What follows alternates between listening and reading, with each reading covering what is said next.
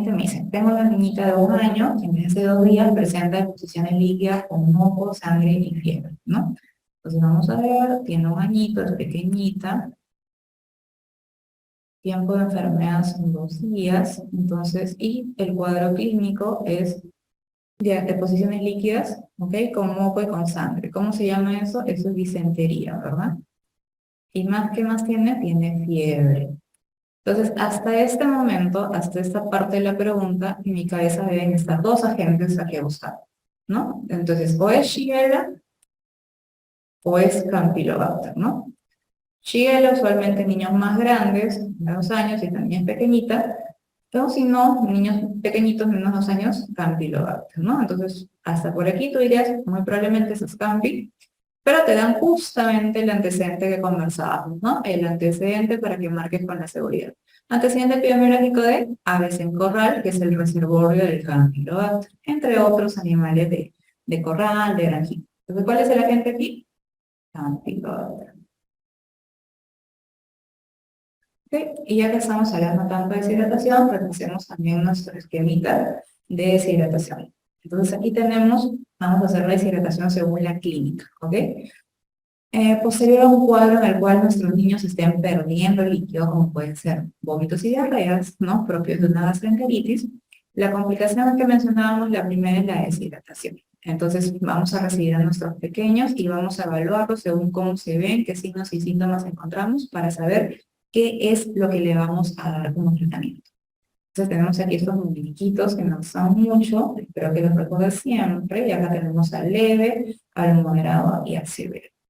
Y lo primero que tú puedes ver cuando aparecen en pantalla es que los tres tienen diferente estado de conciencia, diferente estado neurológico. Y es un paso o un acápite muy importante para poder diferenciar los grados de deshidratación. Entonces tenemos que el leve suele venir alerta, ¿no? Alerta.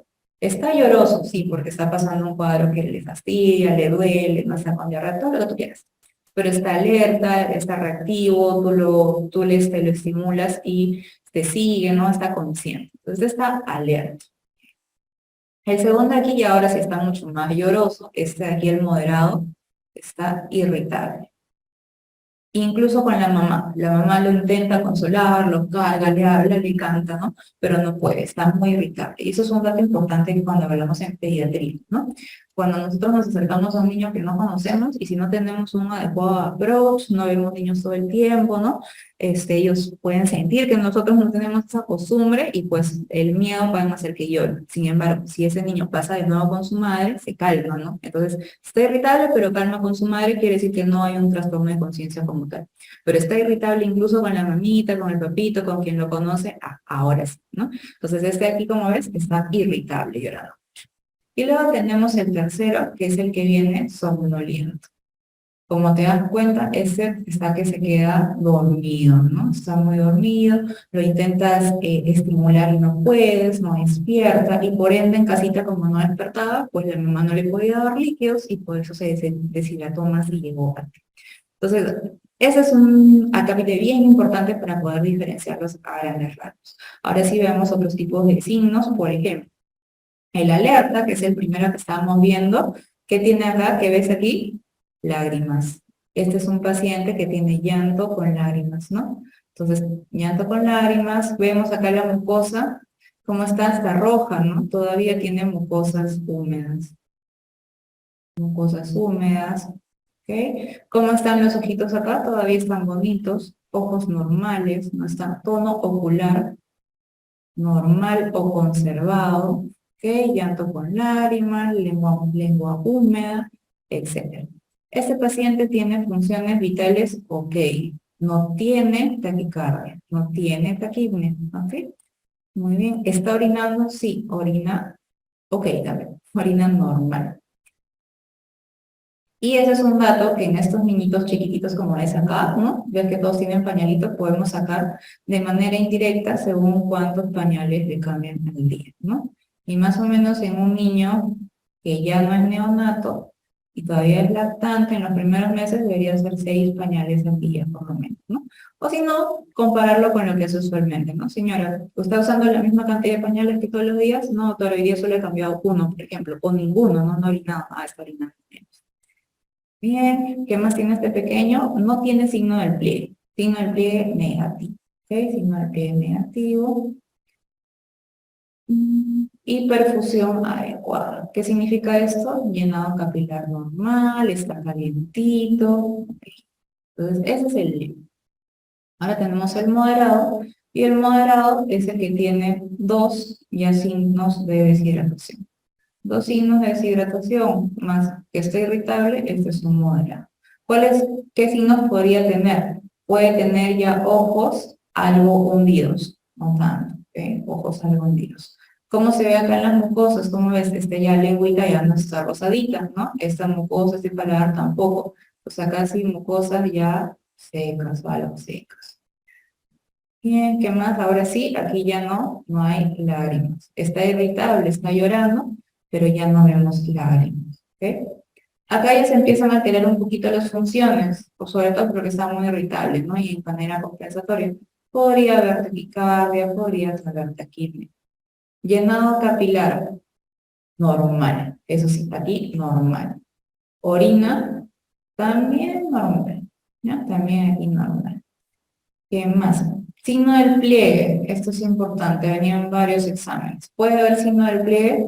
Podría haber signo del pliegue en el moderado. Una cruz a lo mucho. Una cruz podría haber. ¿Ok?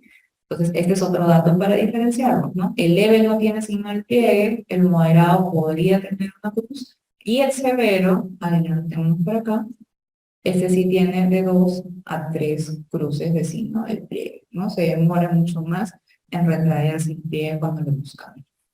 Entonces, muy bien, ese es el moderado. Y ahora sí el severo, como puedes ver aquí, ojos muy hundidos, está muy dormido, no despierta, no reacciona, tiene signo del pliegue más de 2 cruces, este sí está taquicárdico, está taquipneico, ¿no? Ahora sí acá hay oliguria, está orinando un poquito. Y dentro del severo tenemos que reconocer dos tipos de severos. El severo sin shock y el severo con shock. Entonces, ¿cuáles son los datos para que yo pueda hablar de shock? Entonces, por aquí vamos a poner un asterisquito. El shock es igual a hablar de hipoperfusión, ¿ya? Hipoperfusión. Entonces, ¿cuáles son los datos de hipoperfusión para yo decir que efectivamente mi niñito está chocado? Primero, llenado capilar es uno de ellos. Llenado prolongado. Más de 2 segundos me habla de hipoperfusión. ¿Qué más? Piel muy pálida, frialdad de las extremidades, frialdad distal, son también signos de hipoperfusión. ¿Okay? Y uno muy importante, pero ya es el último que aparece, hipotensión, ¿no? Como en adultos, ¿no? Hipotensión igual shock. Sin embargo, los niños, a diferencia de los adultos, tienen mecanismos compensatorios más desarrollados. Entonces, el corazón empieza a latir más, no empiezan a respirar mucho más, y todo eso hace de que la presión todavía se mantenga normal, ¿ya? Entonces, un paciente muy deshidratado, chocado, puede tener aún presión normal. Y entonces, si tiene presión normal, estamos hablando de un shock compensado. Si ya tú le encuentras con hipotensión, tu paciente está chocado, severo, deshidratado severo, chocado, descompensado, porque la hipotensión, debido a esos mecanismos que te comento, es el último signo que aparece en el shock, ¿ya? Entonces ahí sí estamos súper mal. No te guíes solo de la presión para ver si tu niño está chocado o no, fíjate en tus otros datos. Entonces tenemos el leve, el moderado, el severo sin shock y con shock. Y ahora sí veremos cómo los vamos a tratar. Entonces tenemos que los leves entran a lo que es el plan A. Los leves son los que no tienen deshidratación, pero tienen pérdidas, ¿no? Como vimos en la pregunta previa. Entonces los leves están en el plan A y aquí son niños que su tratamiento va a ser vía oral, ¿verdad? Vía oral. ¿Con qué lo vamos a hacer? Aumentando los líquidos que consumen habitualmente, los líquidos habituales. Bien. ¿Y esto dónde lo podemos hacer? Este es un tratamiento ambulatorio, ¿no? Los mandamos a su casita. Si no están vomitando, toleran bien, se van a su casita con su vía oral. ¿Y qué decíamos? Lactancia materna, pueden seguir tomando, fórmula materna no diluida, ¿no? ¿Pueden comer? Sí pueden comer, pero comerán fraccionado. Esos líquidos que le van a dar, ¿cómo pueden ser? Puede ser la panetela, que son el líquido que sale de la cocción del arroz, o en último de los casos, y si quieres o lo deseas, también puede ser sales de hidratación oral, pero como decíamos, no es la primera indicación. Y recuerda que para las pérdidas, ¿no? Reponer pérdidas, esto es importante. Reponer pérdidas para que no se deshidrate tanto y no llegue, no continúe esa hidratación y no llegue un moderado, ¿no? Y ya veíamos que lo podíamos hacer por edad o lo podíamos hacer según la pérdida que tenga. Vómitos a 5 cc por kilo por cada vómito. Si pesa 10 kilos, pues será 50 por cada vómito. Y en el caso de la diarrea, 10 cc por kilo por cada diarrea. ¿Bien? Ese es en el caso del plan A. Luego tenemos el deshidratado moderado, que entra en lo que es el plan B, y en el deshidratado moderado, la primera opción para empezar a hidratarlo también es vía oral. Eso recuérdalo, como dice en la pregunta previa, esto les gusta preguntar, porque pasado moderado muchas veces en nuestra cabeza está en que ya tenemos que poner una vía periférica, ¿no? Tenemos que pasar cloruro y todo lo demás, pero no. La primera indicación es vía oral, sobre todo si mi niño tolera, si no está vomitando en ese momento. Entonces le voy a dar a vía oral 50 a 100 cc por kilo y lo va a beber en las siguientes 4 horas. ¿Y qué es acá? Sales de rehidratación oral. Esta es la verdadera indicación de las sales de rehidratación oral. Y otra cosa que les gusta que recordemos es que las sales de rehidratación oral en nuestro país han sufrido variaciones en el tiempo según el objetivo que se quería. Veíamos hace un rato que dentro de las diarreas acuosas secretoras, una de las más frecuentes y que anteriormente fue una epidemia en nuestro país es la del cólera. Entonces, al perderse tanta cantidad de deposiciones con una gran cantidad de electrolitos, se necesitaba poder rehidratar a los niños y también a los adultos con unas sales o con un medio que tenga pues gran cantidad también de sodio, ¿no? Sobre todo electrolitos. Por eso que tenemos esta de aquí, que es la sal de rehidratación de la misma 175 de la 2 meses, y esta de acá tenía 90 miliequivalentes de sodio. Sin embargo, como hoy en día ya no es tan frecuente y no necesitamos reponer el otro tipo de agentes con tanto sodio, tenemos la sal reducida, de osmolaridad reducida, que solo tienen 75 miliequivalentes de sodio, ¿ok?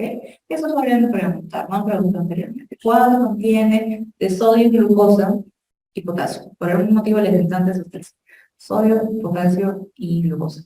Entonces, acá acuérdate siempre que la nueva, la que usamos, tiene la misma cantidad de glucosa y la misma cantidad de sodio, 75, 75.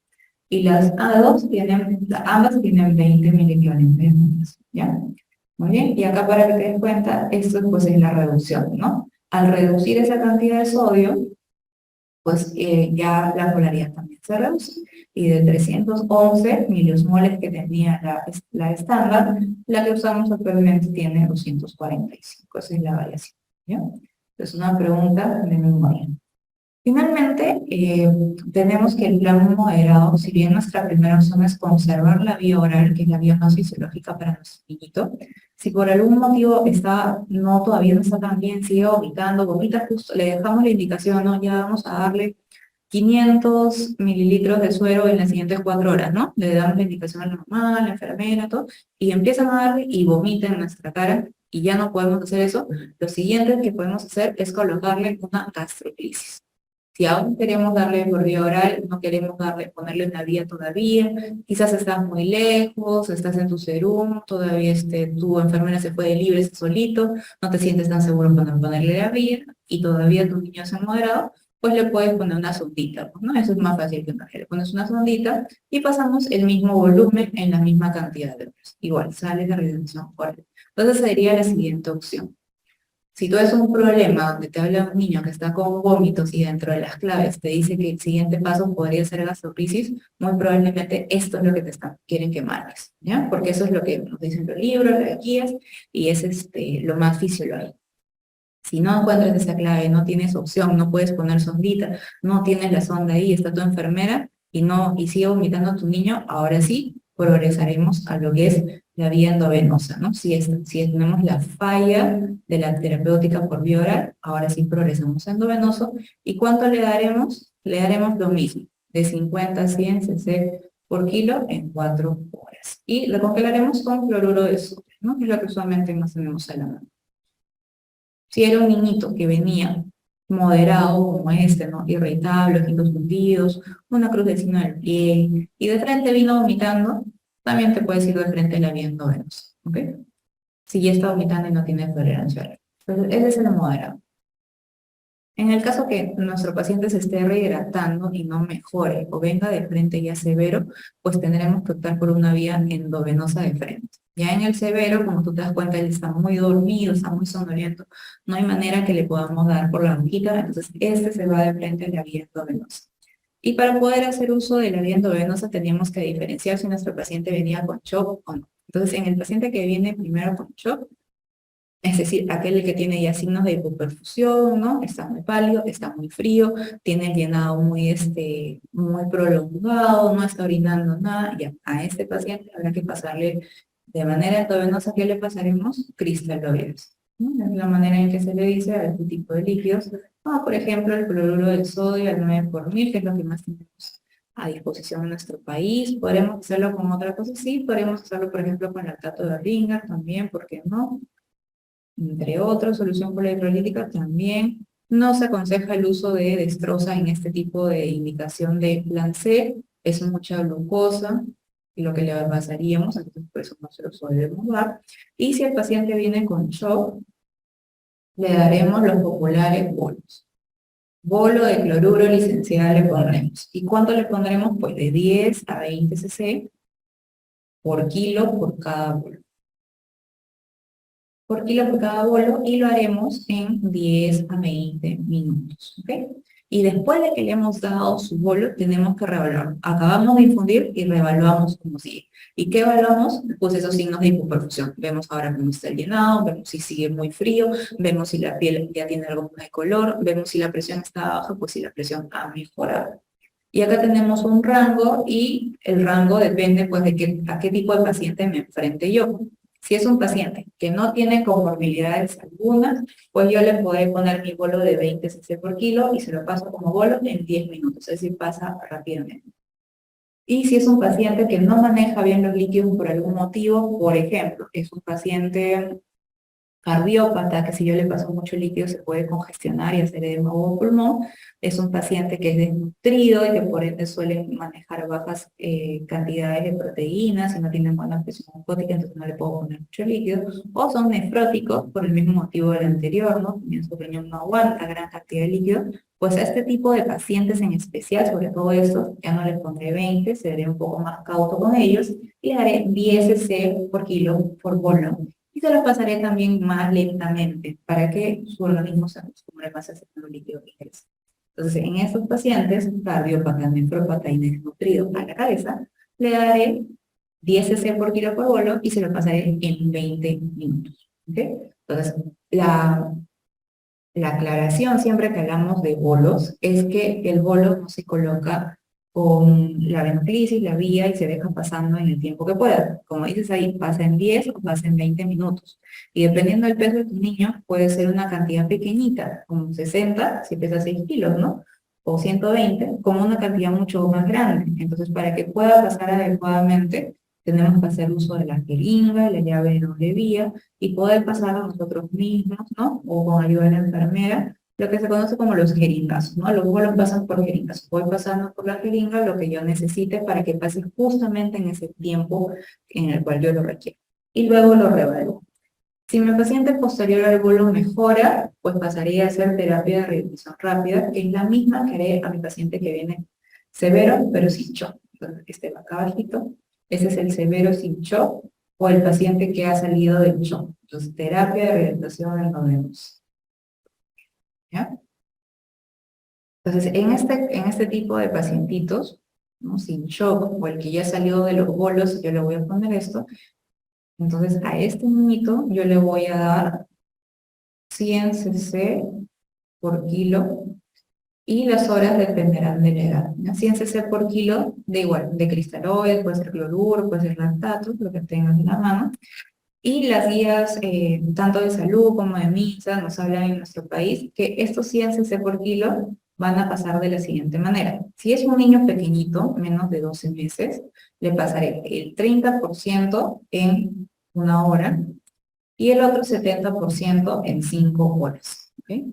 Y si es más grande, si está por encima de los 12 meses, también le voy a pasar 30, 70. Lo que debería hacer acá, 30 cc por kilo, ¿verdad? Y acá 70 cc por kilo. Igual que acá, 30 cc por kilo y 70 cc por kilo. Pero aquí yo lo puedo hacer más rápido. Entonces, en los más grandecitos lo pasaré los primeros en los 30 primeros minutos y el restante en 2,5 horas luego, ¿no? De tal manera que en el niño menor de 1 año, el total de esta rehidratación son 6 horitas y en el niño mayor de 1 año son 3 horas, ¿ya? Eso es lo que nos dicen nuestras guías de fluidoterapia de nuestro país. Pero sin embargo, seguro se escuchaba antiguamente, ya un poquito más desactualizado, y las preguntas más antiguas también se basan en eso, que es que este 100 cc por kilo por hora pase en las siguientes 3 horas, ¿no? Y como dice, en la primera hora, el 50%, en la segunda hora, el 25%, y en la tercera hora, el 25%. Entonces lo vamos a tener ambos aquí en cuenta para poder resolver nuestras preguntas, sobre todo si son nuevas o antiguas, o para poder enfrentar el examen según lo que ven, ¿ya? Pero esto aquí lo primero, eso es lo actual. Entonces, habiendo hecho todo este esquemita de deshidratación, que es muy bonito, acuérdate siempre los muñequitos, vamos a seguir viendo preguntas.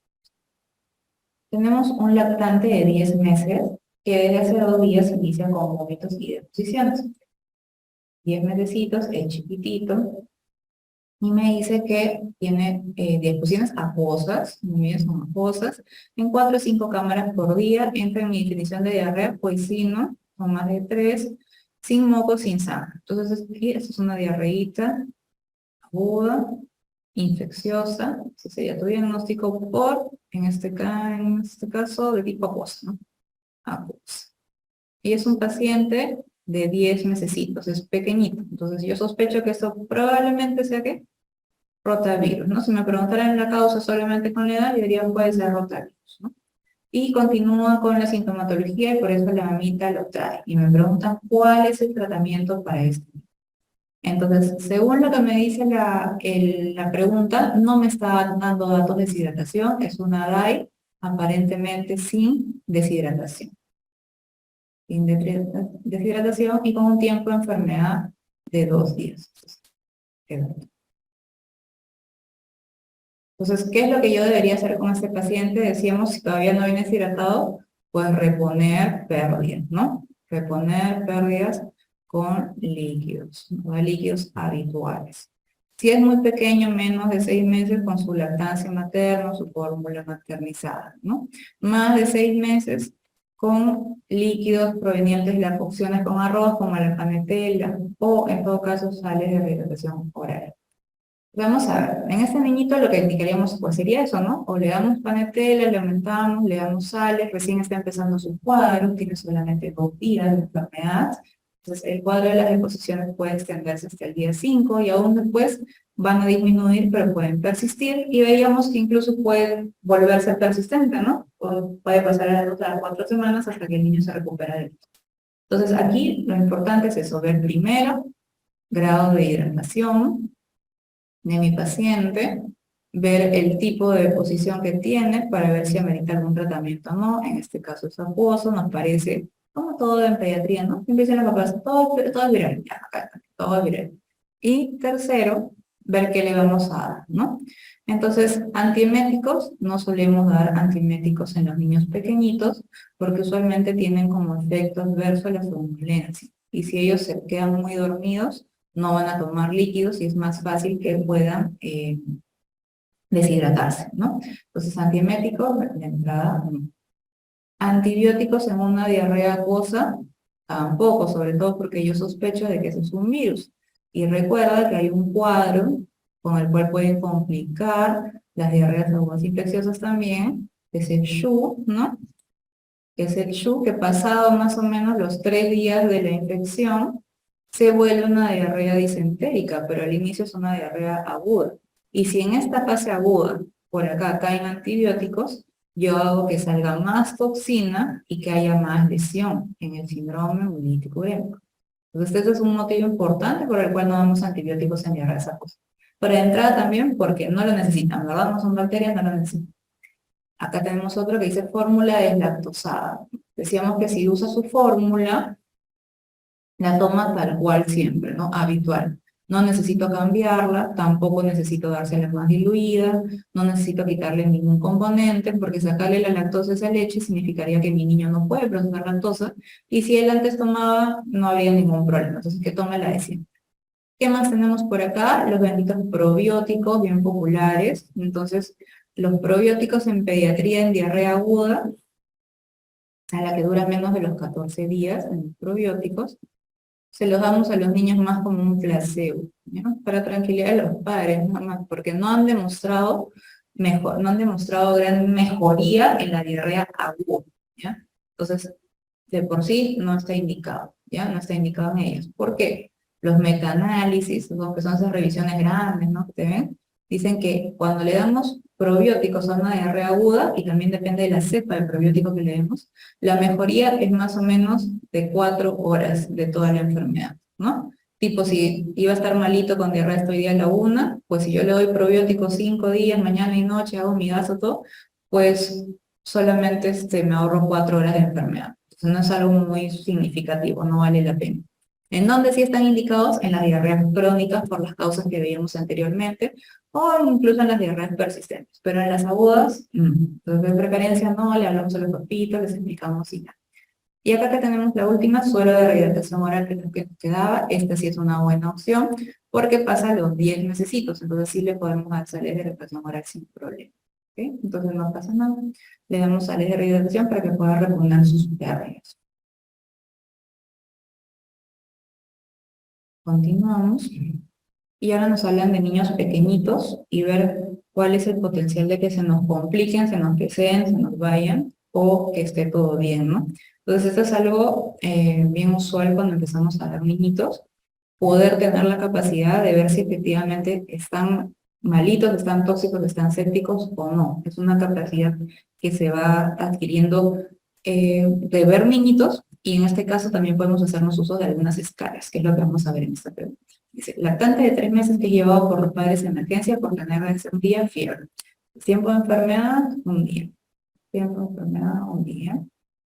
Y lo revisan, el primer examen, el examen físico es normal, todo bien. Le han dado su antipirético y no ha bajado la temperatura, porque este niño llegó con 39, o sea, con una temperatura considerable.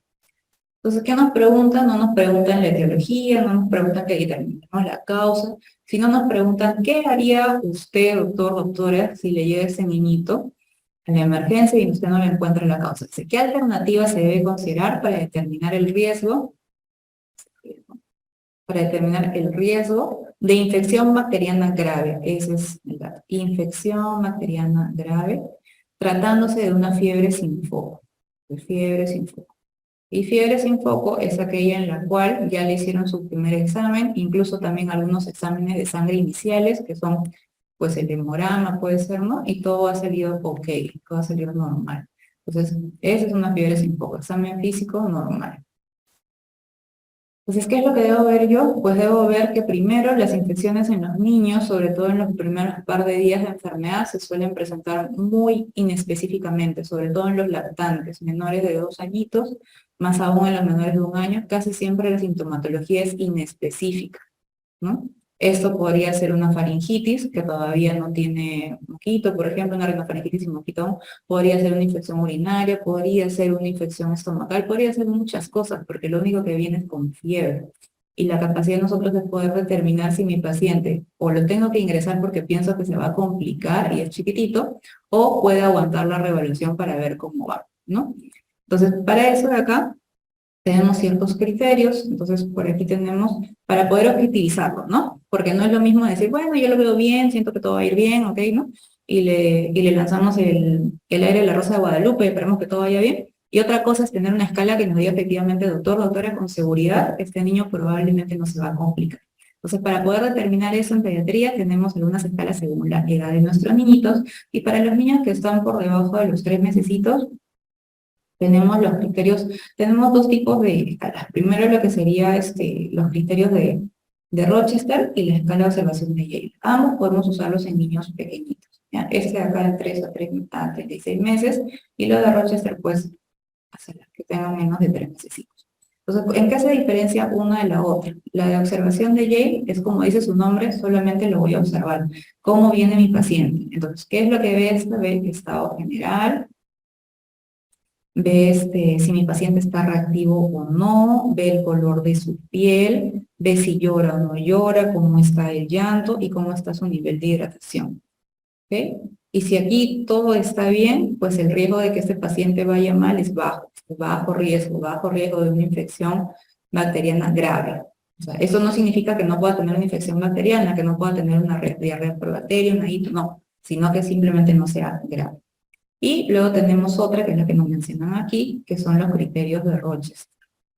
Los criterios de Rochester.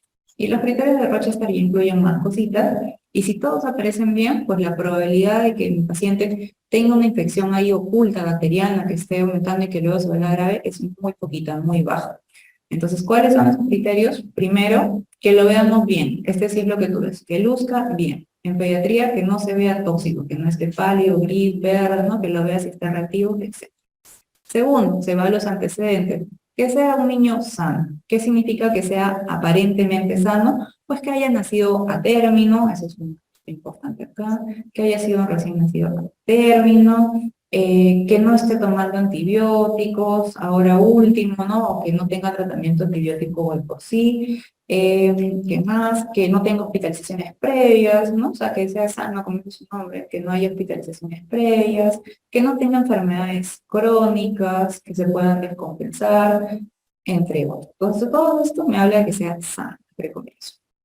Tercero, que no tenga datos de una infección evidente que se esté pasando por ahí, por ejemplo, en piel. Por ejemplo, en piel, por ejemplo, en tejido celular subcutáneo, en parte articular, o sea, que no tenga artritis séptica, que no se haya caído luego y que luego haya empezado con ese tipo de cuadros, etc.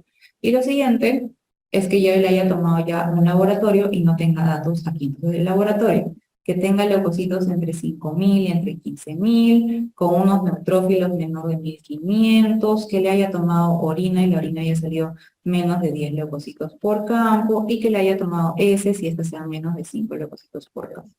Y entonces decíamos que para poder yo decir que mi paciente tiene fiebre sin foco, yo ya le hice su primer batería de exámenes y han salido normales, ¿no? Hemograma, orina, heces, según lo que venga, ¿no? Si viene con diarrea, pues eso, que es lo que me menciona acá. Si este paciente no me diera ese dato de que me está preguntando o que me dice que el paciente tiene fiebre sin foco, ¿no? O sea, que ya le han empezado la primera batería, que ya lo han visto, lo han recontraexaminado, no hay nada, la primera opción en ese caso sería usar la escala de observación de Yale, ¿no? Porque no tengo más datos, solamente es lo que yo veo. Sin embargo, este paciente ya está entrando, según la pregunta, en una fiebre sin foco, es decir, ya lo han evaluado un poquito más y aún así no le encuentran nada. Entonces, ¿qué tendré que usar yo para ver si efectivamente su riesgo es bajo? Mis criterios de Rochester, porque ya no solamente será como luzca o sus criterios, sino que sus primeros exámenes hayan salido pues negativos, ¿no? Entonces, es eso a lo que se refiere la pregunta. Si no me hubiera dado este último dato de acá, si solamente me diría, ¿qué alternativa se considera para determinar el riesgo de una infección bacteriana grave? Puntito, en este paciente, ahí yo podría usar Yale, porque no tengo mayor exámenes, ¿no? No tengo ningún examen que entre en mis criterios, solo es lo que yo veo, cómo lo veo en ese momento.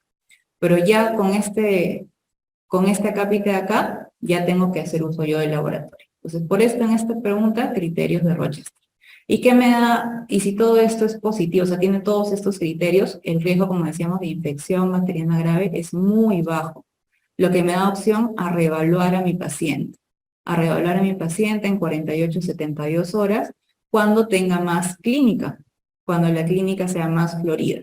Entonces, hoy día solamente la fiebre, pero luce bien, ¿no? Luce bien, no tiene antecedentes que lo puedan complicar, ¿no? No hay nada en su pielcita que se pueda estar infectando. Sus laboratorios son buenos, reevaluación a 48-72 horas. Vuelve después de 48-72 horas y presenta, puede ser un exantema, un rash, ¿no? Las exantemáticas todas empiezan con fiebre, ¿verdad? Entonces ya, puede ser que tuvo un rash, puede ser que empezó con coriza, con rinorrea y estábamos ante una rinofaringitis en ese primer día. Puede ser que no sea coriza, pero ya podemos ver cambios en lo que es orofaringe y entonces era una faringitis.